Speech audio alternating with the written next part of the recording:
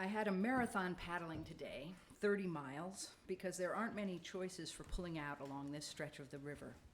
I put in at Jacobson campsite, which we had lived in happily, completely alone for 2 days. It's a primitive site, which means pit toilets, no shower, but a really excellent source of very cold, very clean water. So we were totally happy there. This part of the river feels very different from the headwaters section before all the lakes. By now, the volume of water has about doubled, the DNR maps tell us, and the municipal boat ramps are mostly located at late 19th century ferry crossings, each of which has the requisite steamboat wreck lying in the bottom of the river. At the beginning of the 21st century, it's pretty difficult to imagine passenger boats steaming up this part of the river. It has reverted to something closer, perhaps, to what it looked like in the early 19th century, when the French were trading with the Ojibwe and logging and settlement had not yet begun. I got out and took a lunch break at Ms. Keto campsite, get it?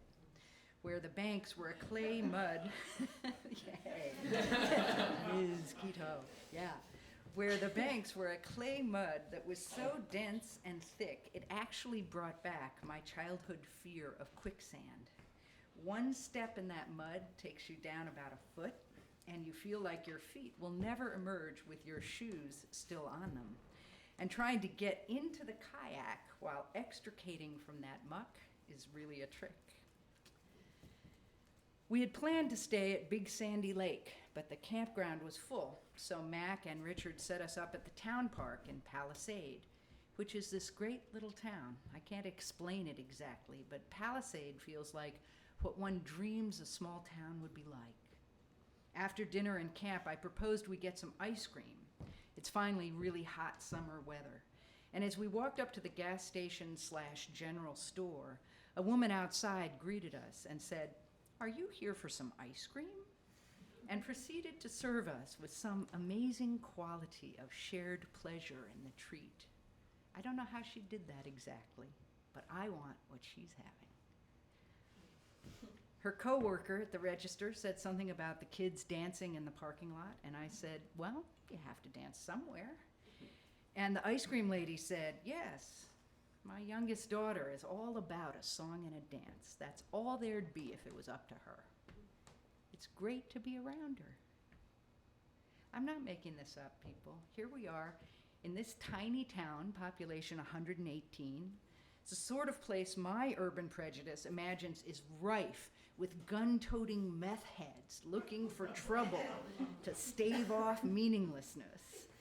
And instead, the gas station is the locus of a kind of magical quotidian joy that treasures serving ice cream as much as eating it, and dancing in the parking lot on a summer's evening as the perfect entertainment.